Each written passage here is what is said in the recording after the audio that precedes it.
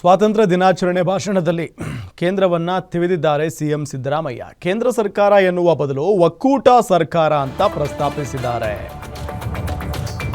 ಸ್ವಾತಂತ್ರ್ಯ ದಿನಾಚರಣೆ ಭಾಷಣದಲ್ಲಿ ಕೇಂದ್ರ ಸರ್ಕಾರವನ್ನ ತಿವಿದಿದ್ದಾರೆ ಮುಖ್ಯಮಂತ್ರಿಗಳು. ಕೇಂದ್ರ ಸರ್ಕಾರ ಅನ್ನುವ ಬದಲು ಒಕ್ಕೂಟ ಸರ್ಕಾರ ಅಂತ ಪ್ರಸ್ತಾಪಿಸಿದ್ದಾರೆ. ಒಕ್ಕೂಟ ಸರ್ಕಾರದಿಂದ ಕರ್ನಾಟಕ ರಾಜ್ಯಕ್ಕೆ ಭಾರಿ ಅನ್ಯಾಯ ಆಗ್ತಾ ಇದೆ.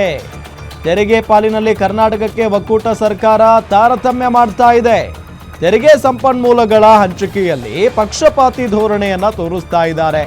ಐಟಿ, ಇಡಿ, ಸಿಬಿಐ ಸಾಂವಿಧಾನಿಕ ಸಂಸ್ಥೆಗಳ ದುರ್ಬಳಕೆ ಮಾಡಿಕೊಳ್ತಾ ಇದ್ದಾರೆ. ಈ ಸಂಸ್ಥೆಗಳು ಸಂವಿಧಾನ ಮೌಲ್ಯ ಉಳಿಸುವುದಕ್ಕೆ ಕೆಲಸ ಮಾಡ್ತಾ ಇಲ್ಲ, ವಿಪಕ್ಷಗಳನ್ನ ಹತ್ತಿಕ್ಕುವ ಕೆಲಸವನ್ನ ಮಾತ್ರ ಮಾಡ್ತಾ ಇವೆ. ಒಕ್ಕೂಟ ಸರ್ಕಾರದ ವಿರುದ್ಧ ಸಿಎಂ ಸಿದ್ದರಾಮಯ್ಯ ಆಕ್ರೋಶವನ್ನ ವ್ಯಕ್ತಪಡಿಸಿದ್ದಾರೆ. ವಿಚಾರದಲ್ಲಿ ಸಕಲ ಆಯಾಮಗಳಲ್ಲಿ ಕೆಲಸ ಮಾಡುತ್ತಿದೆ. ಒಕ್ಕೂಟ ಸರ್ಕಾರವು ತೆರಿಗೆ ಮುಂತಾದ ಸಂಪನ್ಮೂಲಗಳನ್ನು ಹಂಚುವಾಗ ನಿಷ್ಪಕ್ಷಪಾತದ ಧೋರಣೆ ಅನುಸರಿಸುತ್ತಿಲ್ಲ.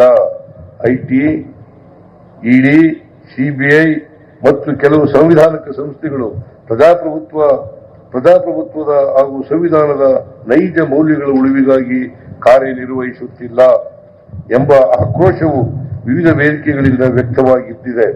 ಈ ಕುರಿತು ಜವಾಬ್ದಾರಿ ನಾಗರಿಕರೆಲ್ಲ ಧ್ವನಿ ಎತ್ತಬೇಕಾಗಿದೆ. ಕರ್ನಾಟಕವನ್ನು ಸರ್ವ ಜನಾಂಗದ ಶಾಂತಿಯ ತೋಟವನ್ನಾಗಿಯೇ ಉಳಿಸಿಕೊಳ್ಳುವುದು ನಮ್ಮೆಲ್ಲರ ಜವಾಬ್ದಾರಿಯಾಗಿದೆ. ಸಾಮರಸ್ಯದಿಂದ ಕೂಡಿದ ಸಮೃದ್ಧ ಕರ್ನಾಟಕವನ್ನು ನಿರ್ಮಾಣ ಮಾಡುವುದರ ಮೂಲಕ ಸಶಕ್ತ ಭಾರತವನ್ನು ಕಟ್ಟೋಣ.